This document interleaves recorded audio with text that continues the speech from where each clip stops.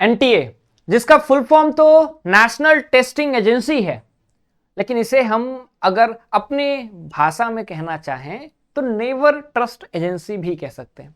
क्यों? कब क्या होगा कुछ पता नहीं। कहते हैं कि घर में कुछ खराब है तो उसको बदलना चाहिए। एनटीए बिलीव रखता है कि घर में अगर एक भी कुछ खराब है तो घर के सारे पर्दे बदल डालो, मतलब होलसम इंजीनियरिंग।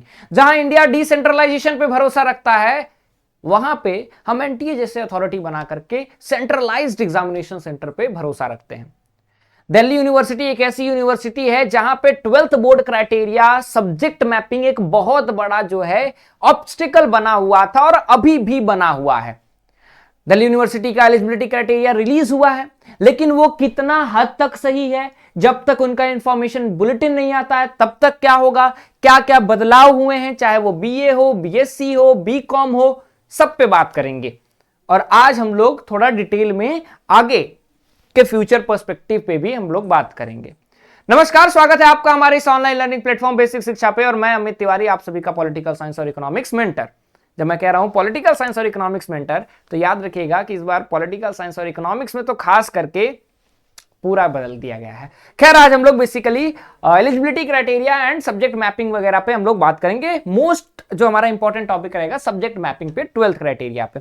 बेसिकली हुआ क्या था, आपको पूरा सिनेरियो शॉर्ट फॉर्म में समझाओ तो दिक्कत आ रही थी कि 12th का जो है क्राइटेरिया, मान लो अगर मैं एक आदमी हूं और मैं जो है बेसिकली साइंस का स्टूडेंट हूं, मुझे करना आर्ट्स है तो देना मुझे पड़ता था साइंस का डोमेन। अब ये बहुत बड़ी दिक्कत आ रही थी। फीडबैक रिपोर्ट में एनटीए ने कहा कि नहीं भैया, क्राइटेरिया खत्म हो जाएगा।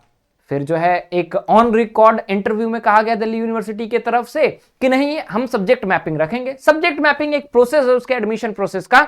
एडमिशन प्रोसेस अगर नहीं पता दिल्ली यूनिवर्सिटी का तो कमेंट सेक्शन में बता दो, मैं उस पर अलग से वीडियो लेकर के आऊंगा। तो एक प्रोसेस है जहां पे एक समय जब आपको अलॉट किया जाता है कोर्स, तो वहां पे आपकी सब्जेक्ट की मैपिंग होती है कि जो आपने एग्जामिनेशन दिया है क्या वो आपके कॉम्बिनेशन जो है, कॉम्बिनेशन सब्जेक्ट कॉम्बिनेशन आपके 12th के सब्जेक्ट से मैप कर रहा है कि नहीं, मैच कर रहा है कि नहीं। This is known as subject mapping.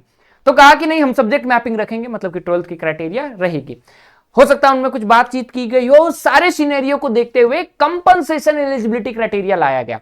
कंपनसेटिव eligibility criteria का मतलब क्या हुआ, एक ऐसा एलिजिबिलिटी क्राइटेरिया लाया गया जहां पे लगा कि बीच का रास्ता जो है चुनने की कोशिश की गई। कैसे बताइए सर? देखो, पहले अगर बीए ऑनर्स करना होता था या फिर बीए प्रोग्राम करना रहता था, तुमको क्या चाहिए था? तुमको चाहिए था 3 डोमेन प्लस एक लैंग्वेज देना रहता था। इस बार कहता है कि तुमको अगर बीए ऑनर्स करना है, मान लो political science, history, geography, sociology, ये ऑनर्स करना है, तो तुमको 3 डोमेन दे दो या फिर एक लैंग्वेज दे दो। दूसरा कहता है या तो 2 डोमेन दे दो, एक लैंग्वेज दे दो, ऑनर्स करना है तो। वही इकोनॉमिक्स ऑनर्स करना है तो इस बार नया एक चीज लाया गया कि अब आप एक लैंग्वेज दीजिए, साथ में मैथमेटिक्स कंपलसरी हो जाएगा, और मैथमेटिक्स हो या फिर अप्लाइड मैथमेटिक्स हो, और साथ ही 2 डोमेन देना पड़ेगा इकोनॉमिक्स के लिए। दूसरी चीज, अब आपको मान लो जो इंग्लिश लैंग्वेज से ऑनर्स करना है, हिंदी से करना है, तो एक लैंग्वेज, एक इंग्लिश लैंग्वेज रहेगा ही, और 2 डोमेन, या फिर एक इंग्लिश लैंग्वेज और 3 डोमेन दे दो। ध्यान से देखिएगा अलग अलग एलिजिबिलिटी क्राइटेरिया, पेन पेपर में हो सके तो लिख लो। लेकिन यहां पे बार बार जो तुम डोमेन देख रहे हो कि चलो एक कंपनसेट कर दे रहे हैं, 2 लैंग्वेज दे दो, एक डोमेन दे दो। अब ये जो डोमेन है, ये डोमेन क्या 12th क्लास का ही होना चाहिए जो मैंने 12th में पढ़ा है। मान लो हमने क्या किया, अभी से मैंने तैयारी करना चालू कर दिया कि मैं जो है ठीक है 2 डोमेन कोई भी पढ़ लेता हूं। जब दिल्ली यूनिवर्सिटी अपना इंफॉर्मेशन बुलेटिन निकालेगा और वो जैसे ही कह देगा कि भैया ये 12th बोर्ड का होना चाहिए, आप फंस जाएंगे, क्योंकि सब्जेक्ट मैपिंग तो होगी, और जैसे ही सब्जेक्ट मैपिंग होगी आपका 12th बोर्ड का सब्जेक्ट मायने रहेगा। लेकिन हां, यहां पे आपने क्या किया, 3 डोमेन की जगह 2 डोमेन कर दिया। मैं अगर साइंस स्टूडेंट हूं, फिजिक्स केमिस्ट्री मैथ की जगह मेरा जो फिजिक्स केमिस्ट्री अगर अच्छा है तो मैं फिजिक्स केमिस्ट्री ले लूंगा, लेकिन 2 लैंग्वेज तो मैंने अगर सीबीएसई में पढ़ा ही नहीं है, तो क्या मैं हिंदी को मैथमेटिक्स से कंपेयर कर सकता हूं?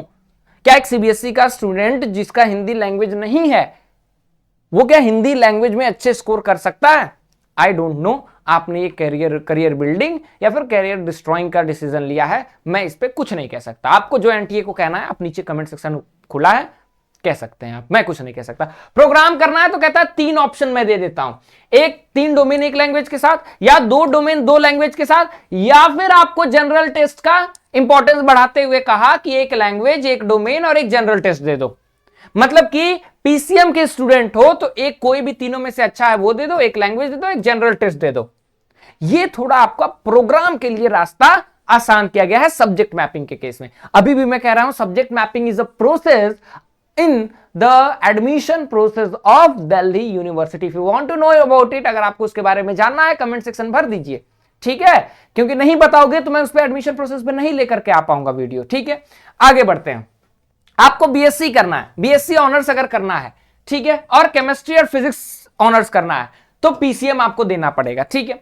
आपको अगर बायो से करना है तो पीसीबी। अब बायो केमिस्ट्री, बायो टेक्नोलॉजी, ठीक है, ये सब का मैं बात कर रहा हूं, तो एक मैंने रफ आपको बताया है। कहता है अगर आपको सीएस मैथमेटिक्स और स्टैटिस्टिक्स, तीन याद रखिएगा, सीएस मैथ्स और स्टैटिस्टिक्स के साथ जाना है तो आपको एक लैंग्वेज मैथमेटिक्स, दो डोमेन, ठीक है, और फिर दो लैंग्वेज मैथमेटिक्स, एक डोमेन, इस कॉम्बिनेशन के साथ जा सकते हैं। याद रखिएगा सीएस मैथमेटिक्स और स्टैटिस्टिक्स का लास्ट ईयर 800 पे कैलकुलेट होता था, मतलब 4 सब्जेक्ट लिए जाते थे। इस बार जो है 4 ही लिए जाएंगे, 1000 पे कैलकुलेट होगा, ठीक है। और आपका बीएससी प्रोग्राम में भी बेसिकली आपका पीसीएम इंपॉर्टेंट हो जाता है, ठीक है, या फिर पीसीबी भी आप कह सकते हैं इंपॉर्टेंट हो जाता है। यहां पे जनरल टेस्ट ला करके कोई भी कंपनसेशन करने की कोशिश नहीं की गई। नेक्स्ट आगे बढ़ते हैं। बीकॉम ऑनर्स में क्या ही किया गया है, निशब्द हूं, नहीं कह सकता कुछ। कहता है एक लैंग्वेज मैथमेटिक्स, अप्लाइड भी है, कोई दिक्कत नहीं, मैथमेटिक्स प्लस 2 डोमेन देना पड़ेगा आपको, 4 के साथ जाना पड़ेगा।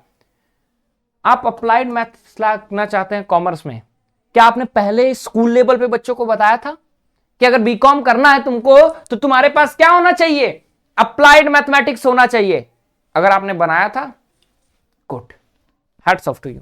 दूसरी चीज, बीकॉम प्रोग्राम करना है तो एक लैंग्वेज 3 डोमेन दे दो, या फिर कंपनसेट करने के लिए एक लैंग्वेज, एक डोमेन और एक जीटी दे दो। But the question is why alternative. Alternative आपने क्यों दिया? आपने अल्टरनेटिव दिया तो क्या आपने वहां पे रिलीज नहीं करना था, एक लाइन जस्ट आपको लिखना था और पूरी कंट्रोवर्सी ही खत्म हो जाती कि whether subject mapping is eligible और अप्लाइड फॉर दिल्ली यूनिवर्सिटी और नॉट।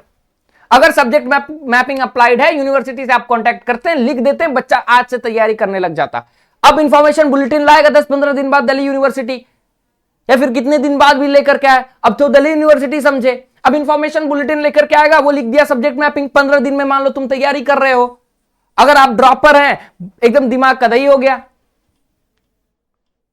तो टॉप लेवल पे बैठ करके बच्चों के करियर के साथ मजाक करना, आपको चेंजेस करने थे सिलेबस में, पहले बता देते। इकोनॉमिक्स बेसिकली मैं आपको बताता हूं क्या किया गया। बच्चे अभी तुरंत में खुश हैं कि सर इंडियन इकोनॉमी को डिलीट कर दिया गया है पूरी तरह से। इंडियन इकोनॉमी डिलीट किया गया है जो कि सबसे स्कोरिंग पार्ट था, उसके जगह क्या लाया गया, ये देखो, प्रोड्यूसर बिहेवियर लाया गया, कंज्यूमर बिहेवियर जो था वो था, डिमांड को बढ़ाया गया है। Micro economics was a good portion. हमेशा बच्चे वहां पे गलती करके आते हैं। मैक्रो एक स्कोरिंग थोड़ा बहुत कम है, national income determination of income and employment में आप वैसे ही गिरे हुए हैं। पॉलिटिकल साइंस में आप एंड ऑफ बाइपोलैरिटी रखते हैं, कोल्ड वॉर को हटाते हैं, जो कि एक सिंगल चैप्टर है वो। तो किस तरह से आप चेंजेस करना चाहते हैं वो आप समझिए। You are just playing with the mind and with the career of the student. Basically ये आपका सब्जेक्ट मैपिंग है। मैं एक एलिजिबिलिटी क्राइटेरिया भी आप लोगों को बताऊंगा कि क्या एलिजिबिलिटी क्राइटेरिया है। एडमिशन प्रोसेस पे चाहिए आप लिख सकते हैं, otherwise I am fed up with NTA and it's type of managing the examination. ठीक है, thank you so much, will meet in next video.